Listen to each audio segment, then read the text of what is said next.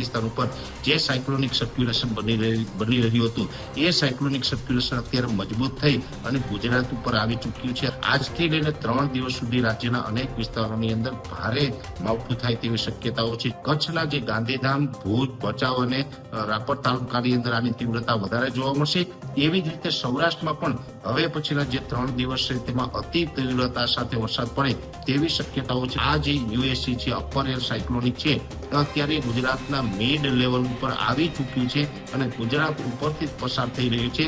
પણ જોકે આ માવઠાને કારણે આપણે અનેક પ્રકારના નુકસાન છે ગુજરાતમાં થશે તો આવનારા દિવસમાં હજુ પણ અતિ તીવ્રતા સાથે માવઠું થાય તેવી શક્યતાઓ દેખાઈ રહી છે।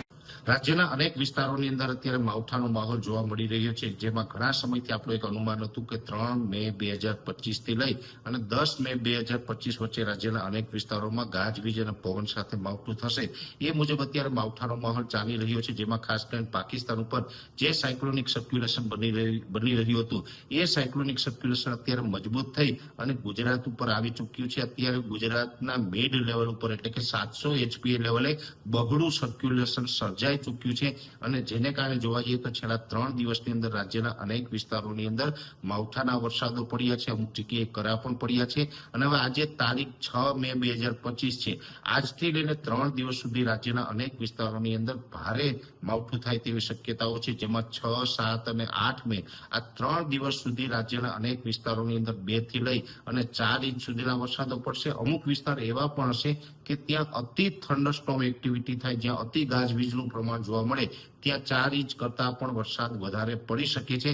જેમાં ખાસ કરીને જોવા જઈએ તો આ માવઠાની અસર છે જેમાં સંપૂર્ણ લગભગ ગુજરાતના તમામ જિલ્લાઓને પ્રભાવિત કરશે। પણ અત્યારે જે આ એક યુએસી એટલે કે અપર એર સાયક્લોનિક ગુજરાત ઉપરથી પસાર થઈ રહ્યું છે, જે દક્ષિણ પૂર્વ તરફ આગળ વધી રહ્યું છે, આ ધીમી ગતિએ ચાલી રહ્યું છે, એટલે હજુ પણ આપણે 3 દિવસ વધારે વરસાદ પડશે, જેમાં 6, 7 અને 8 તારીખ અને 9 અને 10 તારીખે સામાન્ય ઝાપટા પડશે અને 10 તારીખથી આપણે આ અસ્થિરતામાંથી મુક્ત થશું। પણ ખાસ કરીને જોવા જઈએ તો જેમાં સૌથી વધારે તીવ્રતા જોવા મળશે 6, 7 અને 8 તારીખ દરમિયાન જોવા મળશે અને એમાં પણ સૌરાષ્ટ્ર, કચ્છ અને ઉત્તર ગુજરાતની અંદર હજુ પણ આજથી 3 દિવસ સુધી ભારે વરસાદ પડે તેવી શક્યતાઓ છે, જેમાં ઉત્તર ગુજરાતના વાવ, થરાદ, બનાસકાંઠા, સાબરકાંઠા, પાટણ અને મહેસાણા જિલ્લો એ સાથે કચ્છના જે ગાંધીધામ, ભુજ, ભચાઉ અને રાપર તાલુકાની અંદર આની તીવ્રતા વધારે જોવા મળશે।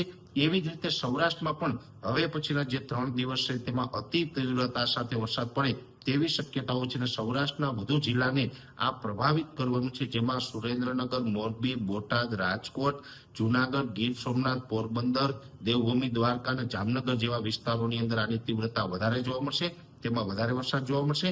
એમાં સૌરાષ્ટ્ર, કચ્છ અને ઉત્તર ગુજરાતને આની અસર વધારે જોવા મળશે। બીજા વિસ્તારોની અંદર પણ હળવા ભારે વરસાદો છે એ ચાલુ રહેશે, જેમાં મધ્ય ગુજરાતના ભાગો હોય, અમદાવાદ, ગાંધીનગર, આણંદ, નડિયાદ જેવા વિસ્તારો હોય, અથવા તો દાહોદ, ગોધરા અને છોટાઉદેપુર હોય કે દક્ષિણ ગુજરાતના તમામ ભાગો હોય, ઓલ ઓવર ગુજરાતની અંદર આમ તો આ માવઠાની અસર જોવા મળશે। પણ મેં જે આપને જિલ્લાઓના નામ જણાવ્યા છે એમાં તીવ્રતા વધારે જોવા મળશે। આજે 6 મે 2025 ના રોજ આ જે યુએસી છે, અપર એર સાયક્લોનિક છે, અત્યારે ગુજરાતના મિડ લેવલ ઉપર આવી ચૂક્યું છે અને ગુજરાત ઉપરથી જ પસાર થઈ રહ્યું છે, પણ ખૂબ ધીમી ગતિએ પસાર થઈ રહ્યું છે, જેથી કરીને આની અસર છે આપણે 10 મે 2000 સુધી કન્ટિન્યુ જોવા મળશે। ખાસ કરીને જે વિસ્તારોમાં આ વરસાદો પડશે ત્યાં ગાજવીજ અને પવનનું પ્રમાણ છે થોડુંક વધારે જોવા મળશે। જો કે આ માવઠાને કારણે આપણે અનેક પ્રકારના નુકસાન છે ગુજરાતમાં થશે।